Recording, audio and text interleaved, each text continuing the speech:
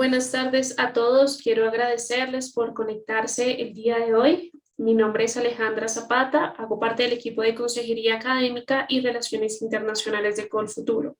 Hoy nos encontramos con University of Technology Sydney, en la cual tenemos 3 becas del 100% en Master by Research y 5 becas del 100% en Doctors by Philosophy. Esto gracias a los convenios que tenemos con la universidad. El día de hoy nos acompaña Diem, quien es representante de la universidad, de UTS, y nos estará contando un poco más de información acerca de la beca, las becas que tienen disponibles, acerca de la universidad y también de la oferta académica. Al final de la presentación de Diem vamos a tener un espacio de preguntas y respuestas, entonces si a lo largo de la charla van teniendo preguntas, pueden ponerlas en el cajón que está en la parte inferior de la pantalla de Q&A. Y al final, Diem va a darle respuesta a todas estas preguntas. Aprovecho también para invitarlos a los eventos que tenemos programados esta semana, que puedan acceder a nuestra página web y que nos sigan en nuestras redes sociales para que puedan acceder a todos esos eventos que tenemos programados. Diem, thank you so much for joining us, for your time, and for your interest to present the institution. So you can start. Great, thank you, Alejandra. Hi, everyone.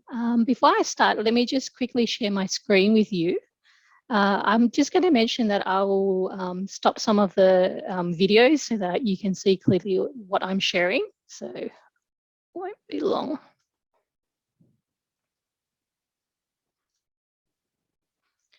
Okay, so this is just a video about UTS and our facilities. So let me just play it right now.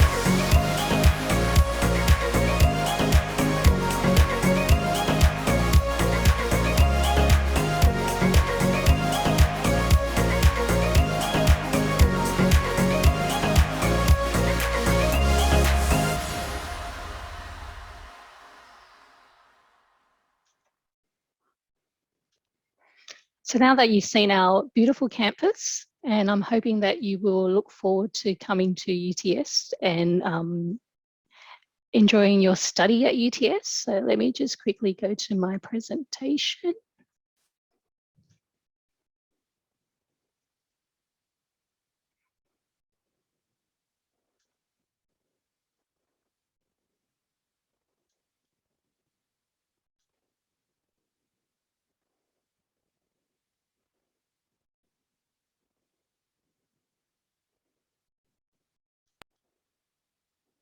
Okay, so welcome everyone. I should say good evening to everyone. Thank you for joining the UTS Colfuturo webinar. Let's just move to the next screen.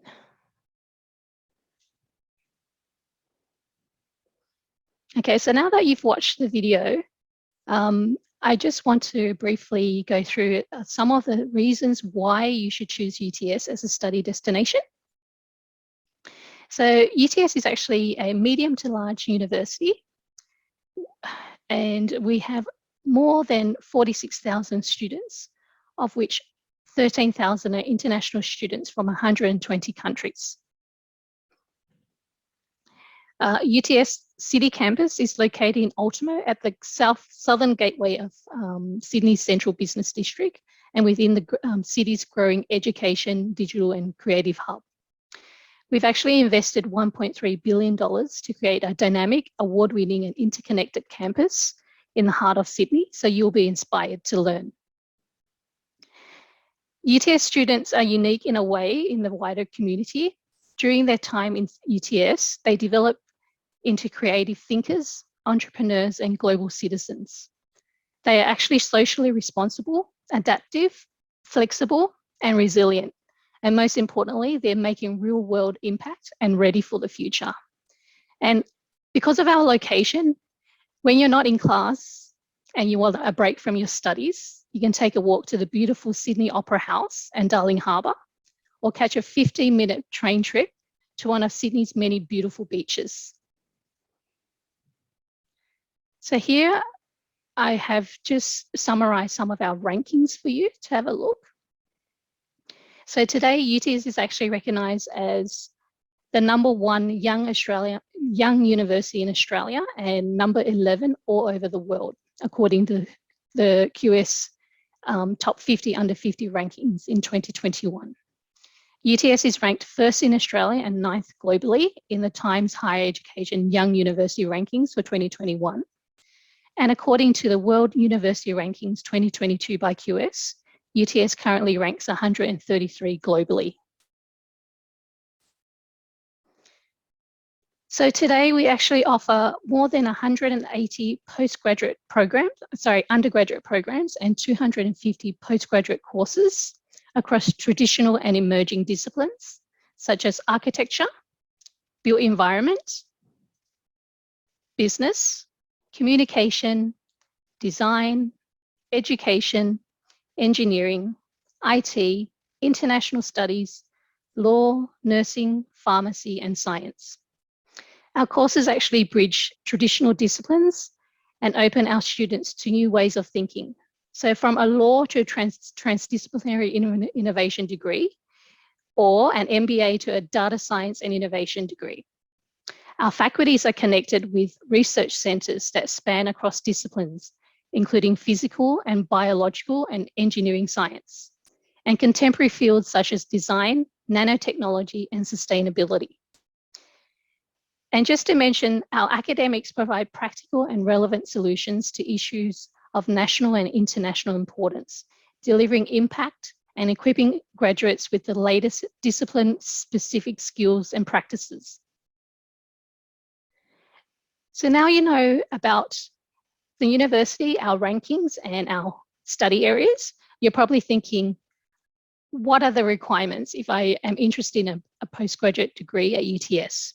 So for most postgraduate requirements, we actually want to, we assess your application based on a recognised bachelor's degree comparable to an Australian bachelor's or higher. In some cases, you will require work experience or submission of a personal statement, work portfolio, or attend an interview. For some degrees, such as a MBA degree, your academic performance in your bachelor degree will be considered as part of your application assessment as well. If you're unsure of what the requirements are, we recommend that you refer to the UTS handbook for detailed requirements. So besides meeting the academic requirements, you also need to meet the English language requirements. What I've done here is I've listed the minimum UTS English language requirements that is acceptable for UTS. So if you're currently thinking of undertaking or you have completed an academic IELTS, you need to score an overall score of 6.5 and a writing score of 6. If you have completed a TOEFL's IBT test, you need to score an overall score of between 79 to 93 and a writing score of 21. If you're interested in a PTE test, then you need to score an overall score of 58 to 64 and a writing score of 50. And for those of you who haven't undertaken any English tests and you're considering maybe doing English before your UTS degree, we also have an English pathway program through UTS College. what you will need to do is complete up to the AE5 level, and you need to pass that level. So for those of you who would like to be considered for an English waiver, what we would actually ask you to do is, if your bachelor or master's degree where the medium of instructions is English, that you provide a medium of instructions letter along with your application to be considered for an English waiver. I've actually put a note there to say for the English language proficiency test scores that it's only recognised by UTS if it was obtained less than 2 years prior to the application at UTS. So if your IELTS or your TOEFL test score is more than 2 years old, you will likely need to resit this test. So now that you know about the academic and English language requirements, I think you're all here to know about the UTS Culture scholarships and what the agreement covers. So currently, UTS has an agreement with Culture where we award 6 50% tuition fee scholarships for Masters by Coursework. In order to be considered for this scholarship, you must be a successful Culture loan recipient. There is no separate scholarship application required, and the scholarship is based on academic merit. And if I don't remember wrong, the Culture application opening dates is from January and it closes at the end of February, and the results are released in May. Besides the Masters by Coursework scholarship, we also offer 3 100% tuition fee scholarships for Masters by Research and 5 100% tuition fee scholarships for PhD. I've included this slide because Lewis here is a UTS alumni. He is also, sorry about that, he's also a UTS Culture scholarship recipient. So he was one of the successful 50% scholarship recipients. During his study at UTS, he was very active. So not only juggling work, study, but he also attended an extracurriculum program called the Hatchery. The Hatchery is actually now called UTS Startups. So what this basically is a extracurriculum program that all students can get involved in. It's a free program. It's for students who have a startup idea that uses technology to address a large market. So at the end of the program, you actually have a 3-minute pitch to an audience and you win some great awards at the end. So if we have time, I will play a quick video for you about his experience as a UTS student. So you're probably thinking now, what if I'm not successful for the UTS Culture scholarship, which is the 50% scholarship, because only 6 is awarded every year? Well, besides the UTS Culture scholarship, we also have a range of other scholarships that we offer to international students. And in particular, we have some scholarships that are of higher value. So I've listed here the Vice Chancellor's International Postgraduate Coursework Scholarship, which is a 100% tuition fee scholarship. So to be considered for this scholarship, you must meet the academic and English language requirements and be eligible for a letter of offer. Once we issue your letter of offer, you need to check the application opening dates and apply when it opens. And there's a separate application online form that you need to complete. Besides this scholarship, we also have a Postgraduate Academic Excellence International Scholarship, which has a value of 35% tuition fee scholarship. And we also award a LATAM International Postgraduate Coursework Scholarship, which is a 25% tuition fee scholarship. I included the last one, which is the grants for Masters by Coursework students, is only for students who have completed an Australian qualification and then using this qualification to be admitted into a UTS degree. You will be considered for this $3,000 deduction of your first semester tuition fees. So when I'm actually attending a lot of the fairs in Colombia, I get asked a lot of questions where, can I combine the UTS Culture Scholarship with the LATAM International Postgraduate Scholarship? And unfortunately, the answer is no. We actually want to award scholarships to as many Colombian students as we can. So if you are fortunate enough to get the 50% UTS Coffertura Scholarship, then that's it. You can't combine a 50% scholarship with a 25% scholarship. And if you're not fortunate enough to get the 50%, then we would consider you for other scholarships that are available to international students. So here is some UTS research scholarships. So for those of you who are interested in applying for a PhD program at UTS, they do also have a range of scholarships that they offer to international students. So let me just quickly see if I have some information about this. Okay, so the International Research Training Scholarship, I think it's called the IRTP. It covers 3 years tuition fees, plus a living allowance, plus overseas health cover. Then they have the International Research Scholarship, which is the IRS scholarship, which only covers the 3 years tuition fees. And they have the UTS President Scholarship, which covers 3 years living allowance. When I mention 3 years, you would probably know, well, international students who are interested in PhD program at UTS will know that it's a 4-year program. So these scholarships would likely be extended to your final year. If you're interested in any of these scholarships, you must indicate on your online application form that you would like to be considered for a research scholarship. If you leave this section blank on your application form, you will not be considered for any of these scholarships. Okay, so now that you know more about the university, our rankings, our study areas, and all the scholarships, you're probably wondering, how do I apply now? It's very simple. All you need to do is go to Google, type in UTS International Apply. The search function will come up. So the very first option, applying to study at UTS, click on that function. So it will take you to our application process. I have basically consolidated into a 5-step process for you. So this application process is only for coursework applications. So if you're interested in PhD, it's a different online application. So for coursework applications, you need to select your course first. So I would strongly recommend that you refer to the UTS handbook, and in the UTS handbook, go to the course that you want to apply for and scroll down to the admission requirements. Like I mentioned earlier, there are some additional requirements or additional supporting documents which you need to submit. So for example, if you're interested in a Master of Architecture degree, you not only have to provide your academic transcripts for your bachelor's degree, but then there are additional supporting documents that you need to lodge with your online application, such as a work portfolio. Okay.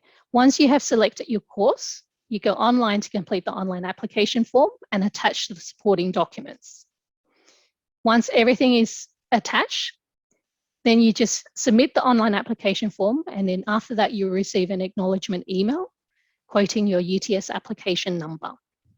So once you have this UTS application number, if you have any inquiries related to your application, you can quote this application number on the subject line and email us so that we can respond to you. For PhD applications, it's actually processed by a different unit within UTS. They're called the Graduate Research School.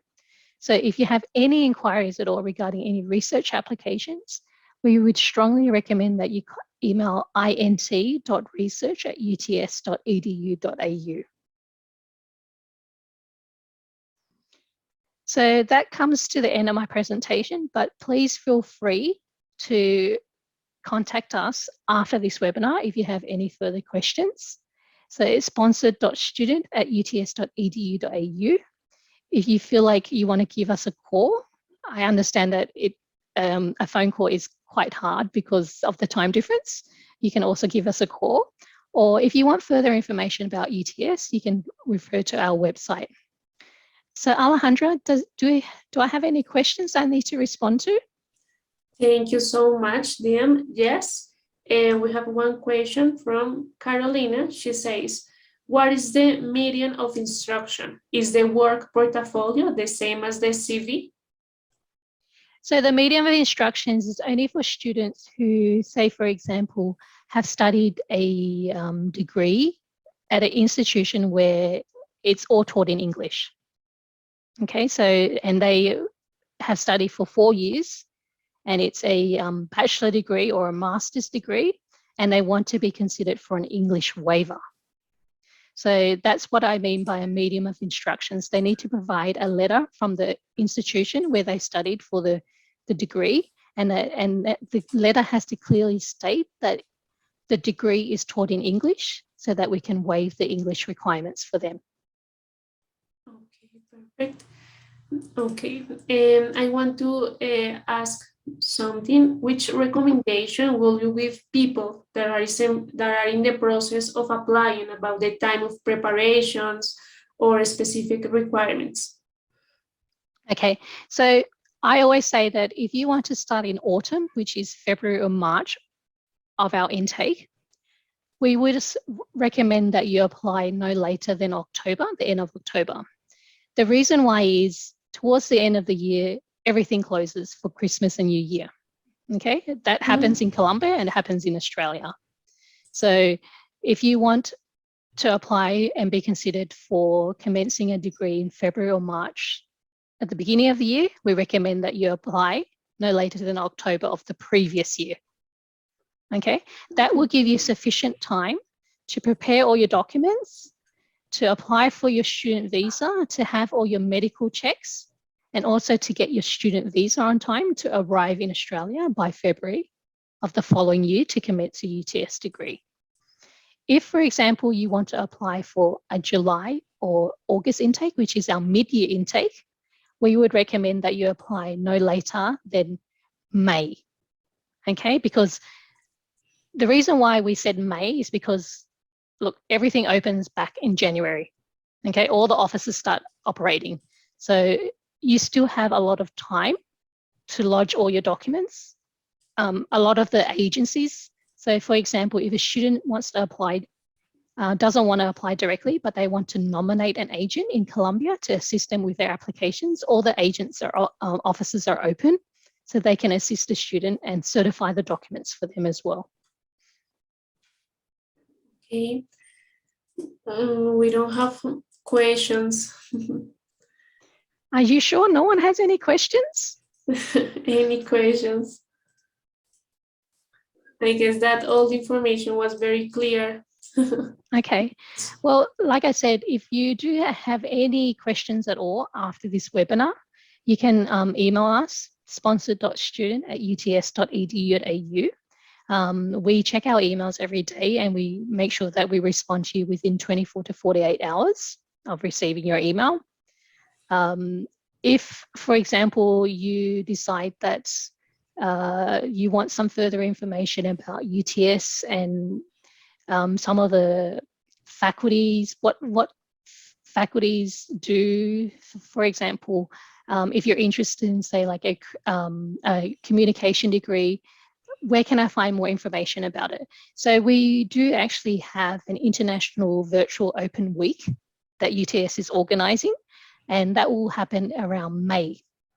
Okay, so we will advertise that on our website. So please feel free to join us. There will be a LATAM session just focused on students from Latin America. So in this session, we will try to get a lot of faculty involvements and give you a taste of what you will learn as a UTS student. So I know that the Faculty of Engineering and IT have agreed to do a workshop on games development. So if you're interested in games development, perhaps join the session. So we will try to have it according to the time difference as well. So around this time so that everyone's at home and they can join. Okay, so that's just something for you to consider. Yes, we have some questions. Okay, that's great. Yes. Javier Hernandez asked, which scholarships may I apply to while I'm studying? I'm interested in a PhD. Okay, so Javier, if you're interested in a PhD degree, I'll just go back to the previous slide that I was showing you before. Yeah, so I'll just close this one. So for example, if you're interested in PhD degree, like I said, when you, with a PhD program, what you will need to do is you need to make contact with a potential supervisor at UTS first. Once this supervisor agrees to be your supervisor, then you lodge your application. So it's slightly different to a coursework application where you lodge everything in one go. With a research degree, you need to contact someone at UTS who's willing to be your supervisor. Once they agree, you go into the online application form, and the 3 research scholarships which I mentioned here, they will only consider you for these scholarships if you indicate on your online application form that you want to be considered for a research scholarship at UTS. I know that a lot of the times international students leave this question blank. And I was advised by the graduate research school that if you leave it blank, they will not consider you for any of these 3 scholarships.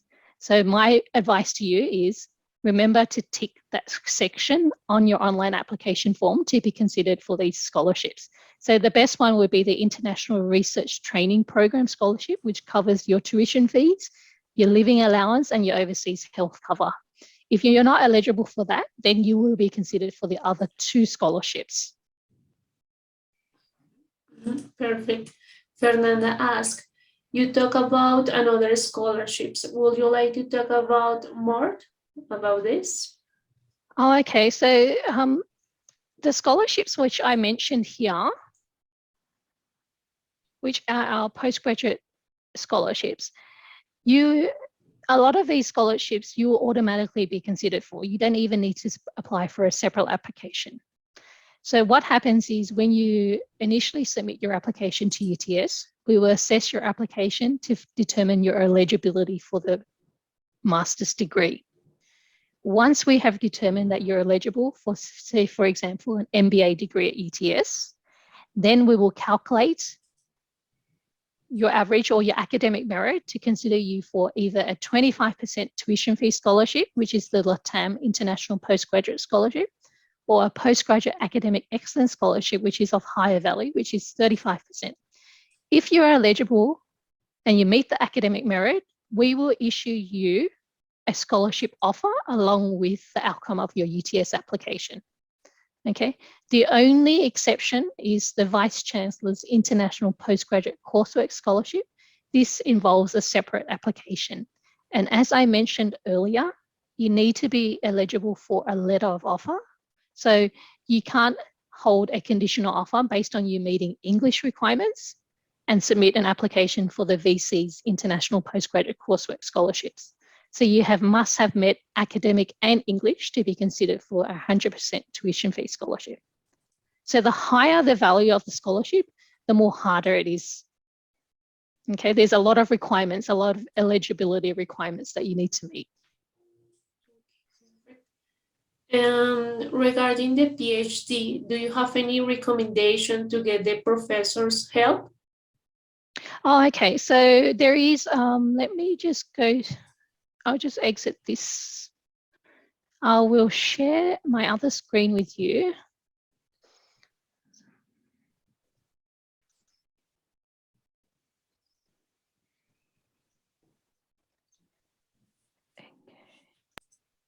So can you see a website here of UTS?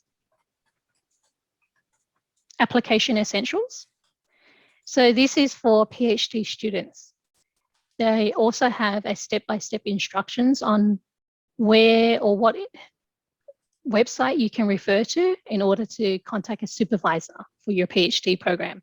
So see, the first step is obviously to know the application deadlines. The second one is to find a supervisor. If you click on this, it will take you to another link. Okay.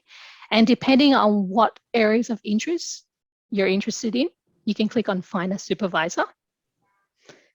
And then you can type in, let's say, nanotechnology. This is something I'm just going off. Okay, and just hit enter. And it will list all the supervisors that have a connection with nanotechnology. Okay, so you can read about their profile. Okay, if their profile matches what you want to research on, then you can click on it and there's an email address and you can contact them directly and ask them if they want to be your supervisor. It's a very simple process. It's not hard at all. But like I said, with PhD programs, you will need to do the work first before you lodge your application. So you need to find the supervisor that matches the area that you want to research about. Carol asks, I'm a journalist. Can I apply to another area of knowledge like business? Of course you can. So there are some business degrees that do not require a cognate degree. So what I mean by a cognate degree is a degree related in the business field. Okay, so if, for example, you're interested in, I'll just go to the UTS handbook here and show you. So this is what I was referring to when I was presenting, saying that you need to refer to the handbook to see if there are any additional requirements to apply for a UTS degree. So if you are a journalist and you say now you want to do a business degree, click on business and postgraduate courses. So here it will list all the coursework degrees related to business. So for example, if you're interested in a management degree, now that you want to, look into this area, click onto this, scroll down,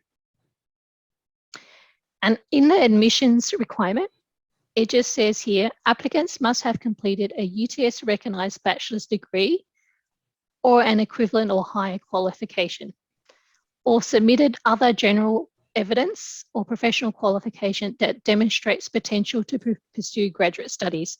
So there's no mention that your degree has to be in a business-related field. So this is where you would need to find out the additional requirements. Okay? Perfect. What master's degrees does the university offer in the area of architecture and urban design?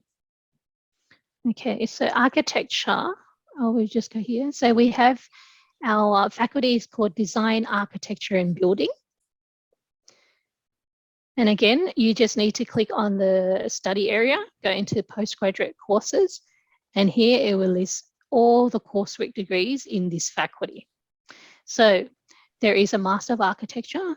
As far as I'm aware, Colombian students undertake a Bachelor of Architecture in Colombia for 5 years. Okay, so if you've already done a Bachelor of Architecture in Colombia for 5 years, if you click onto the Masters of Architecture, so at UTS or in this university is a bit different. So what happens is our undergraduate degree, which is a Bachelor of Design in Architecture, is 3 years. Once you've completed your 3 years, you can graduate with the degree and go out and work for an architectural firm, but you're not considered an architect. Okay, if you want to be a recognized architect, you then have to go in and enroll in a further 2 years of study in a Master of Architect in order to qualify as an architect and work as an architect in one of the architectural firms. So altogether it's a 5-year degree, but you get a bachelor and a master's. So it's slightly different in Colombia, where Colombian students will only do a Bachelor of Architecture for 5 years and they qualify to be an architect and they go out and work. Okay, so the length of time is still the same. However, in Australia, you get an undergraduate and a master's. So you just need to go into this handbook and see what areas that you are interested in. So if you've already holding an architecture degree, maybe you might consider doing landscape architecture. That is something different. That's, completely out of your scope. Or a lot of the times there's like, oh, okay, I've studied architecture, but now I'm really interested in real estate investment. Okay, so that's another program that you may want to consider, or property development and planning. So there's a wide range of programs that you can consider. So it's really up to you to see which courses you're interested in and whether you meet the requirements to be considered for this course. Okay, perfect. Paola asks, can I apply if I am already living in Sydney? Of course you can.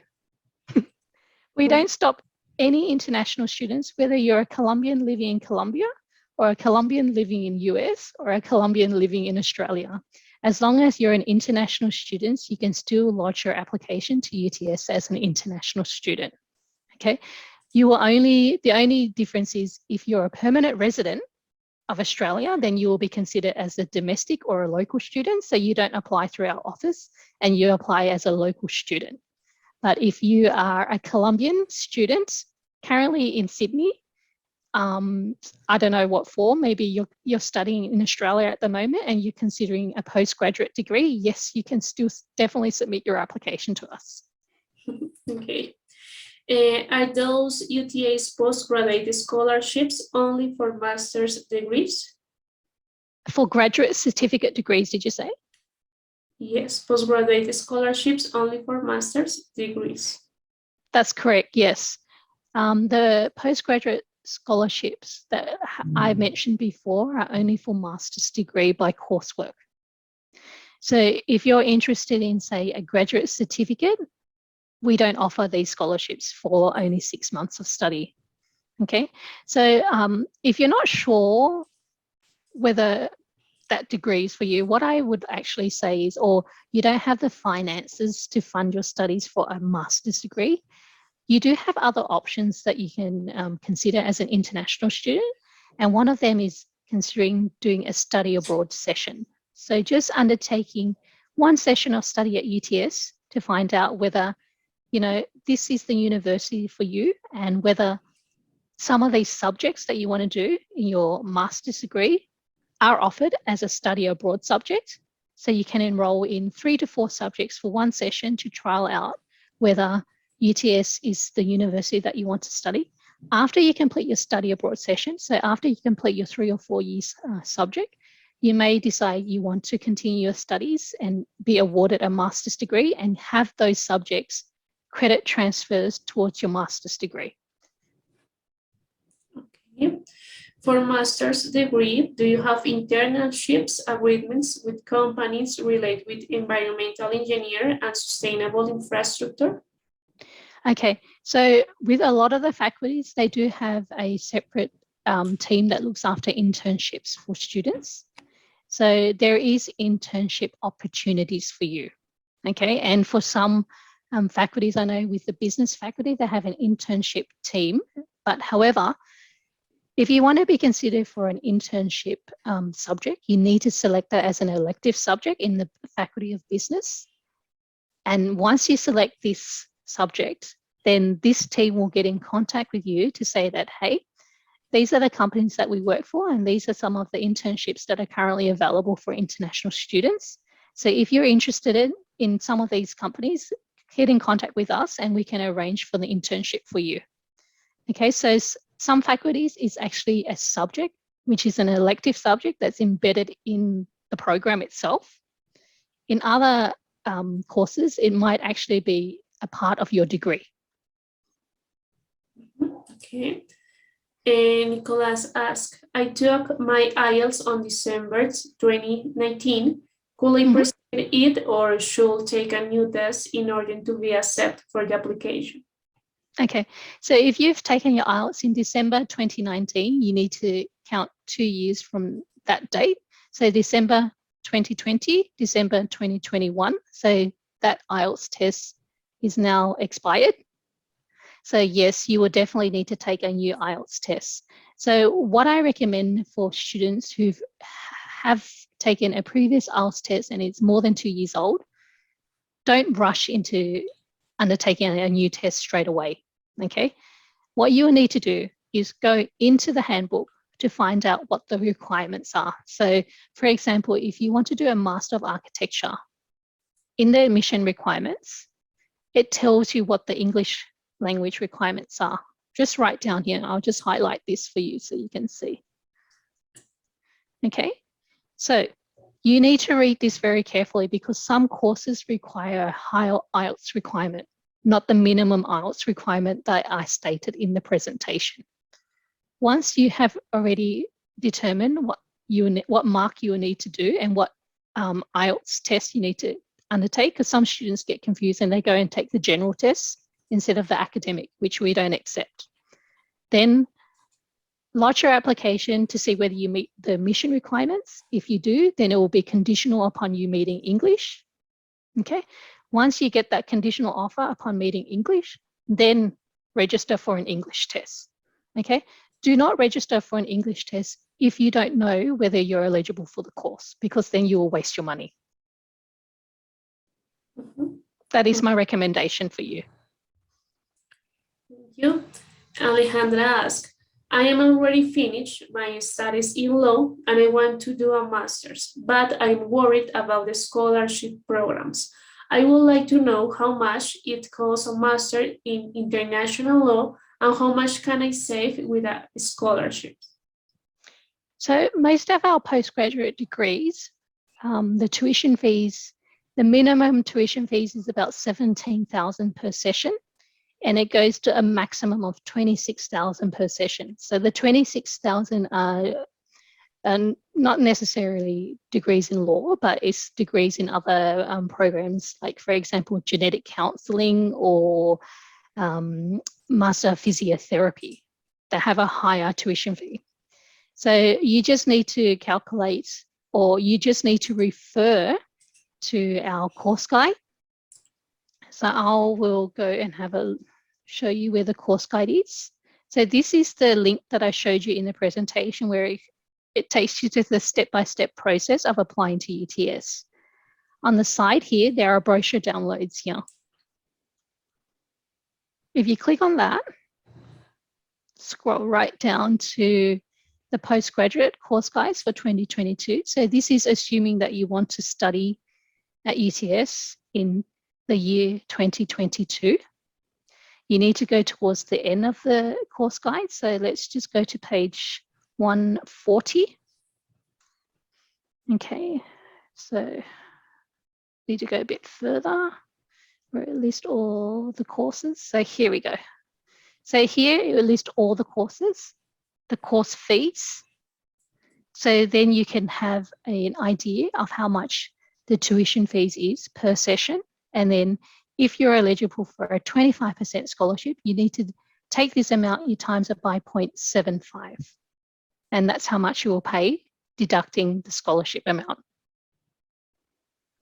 Okay, so if you're, look, like I said, if you have any questions after this webinar, I just want to know how much it costs, and if I'm eligible for the scholarship, how much do I need to consider paying? Just send us a quick email. We'll be happy to answer your question, because I can't go through every single course with you online through this webinar. So an email, I'm happy to respond to. Okay, thank you. Javier asks, it is possible to work some hours while studying in a PhD? Yes, it is. So with PhD programs, you don't go to classes. So PhD is different to coursework. So coursework, you always have lectures, tutorials, and that. With PhD, you're mainly focusing on your research. Okay, so we do have PhD students that work while they're studying as well. And we do offer, at UTS International Office, we do offer casual positions to international students who want to do like an administrative job with our office. They can work as well. So for previous cases, we did hire a PhD student who was studying at UTS to do casual administration job with us. So it is possible for you to work, and it's not just PhD students, it's for all international students. When you're on a student visa, you get to work 20 hours per week. Okay, so that's the option for you while you're in class. During university break, you get to work full time. There's no limitation. So you can work 40 hours per week if you wanted to. It's really up to you. Okay. According with your experience, a TOEFL score of 81 is low? No. If you referred to my presentation before, a TOEFL's IBT score between 79 to 93 is not low. And that is to meet the minimum English language requirements to get into most of our degrees. So 81 is definitely not low. I know it's quite hard for international students to do an English test because English is not their first language, and a lot of Australians living in Australia will not even get the score that you achieve. Okay, and that's a reality. Okay. Nicholas asks, if a thesis could require a co-supervisor or an assistant supervisor, do I have to get their acceptance before applying, even as a potential co-supervisor? I don't understand the question. Can you repeat that question again? If a thesis could require a co-supervisor or an assistant supervisor, do I have to get their acceptance before applying? No, as long as you found your core supervisor and they agree to be your supervisor, you do not need to worry about an assistant supervisor or anything like that, because that will be dealt with by your main supervisor. Okay, so how a PhD program works is you find out what area you want to do your research in, you contact that supervisor. Once that supervisor says yes, if it requires an assistant supervisor, they will worry about that for you. So you don't need to think about searching for another assistant supervisor. You can repeat what is the level of English as a minimum? Could I aspire for a scholarship? Okay, so the minimum English language requirements for most of our degrees is an IELTS academic overall score of 6.5 and a writing score of 6. Okay, so you need to meet that minimum to get into a lot of the postgraduate coursework degrees. However, having said that, if, for example, you're interested in, say, an education degree at UTS, the English requirements is a lot higher. So if I don't remember wrong, the IELTS score is like a minimum of 7.0, or sometimes it's 7.5 or higher. So depending on what study area you're interested in. So from my knowledge, any business, engineering or IT degree, they just require a minimum IELTS score of 6.5 and a writing score of 6. It's when you want to be considered for a lot of the courses where it requires a higher level of English. So for example, an education degree, a communication degree, they will require a high IELTS requirement. Okay, perfect. And we have the last question. It is possible to apply for a master in marketing in UTS? Yes, so we do have a Master of Marketing and a Master of Marketing extension. So I'll just scroll down onto this page and show you. That's the graduate diploma.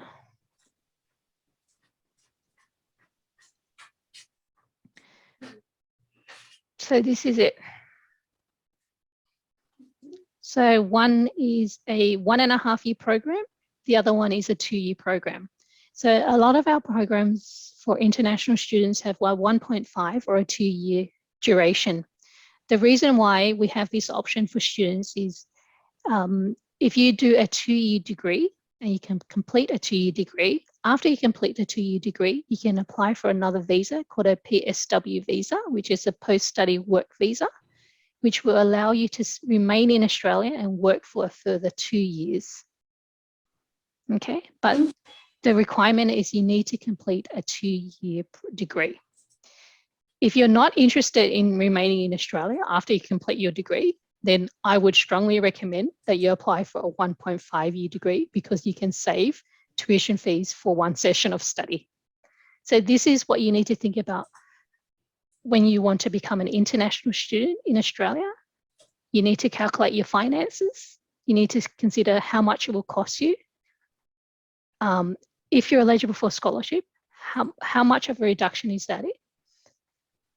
Do you intend to remain in Australia to work for a further 2 years? And if you do, then you need to choose a 2-year program and not a 1.5-year program. And that's why we have the option, because I know a lot of Colombians, and even Lewis, the one that I showed you before, he did a IT degree for 2 years. So after his 2 years, we've been in contact with him. He's actually got a PSW visa to remain in Australia and work for 2 years. So that's something you need to consider. And with Call for Tour as well, they also have some rules and conditions that you need to meet, as far as I know. Yes. Okay, we don't have more questions, Diem. Thank you so much for being here and thank you for doing the presentation. It was very, very useful, all the information, okay? Thank you, Alejandra, and thank you everyone for joining me today. Please feel free to contact us if you have any questions at all after this webinar. And I hope you all have a great evening. Muchas gracias. Igualmente quiero recordarles que en los próximos días vamos a enviar esta grabación a sus correos electrónicos. Si ustedes quieren repasar alguna información que Diem dio o si quieren repasar alguno de los links que ella también hizo en su presentación. Entonces, los invito también a estar pendientes de la programación que tenemos en la página web de Colfuturo y a seguirnos en nuestras redes sociales. Que estén muy bien y que tengan una feliz tarde. Bye, Diem. Bye. Thank you. Have a great evening, Alejandra. Bye, everyone. Bye.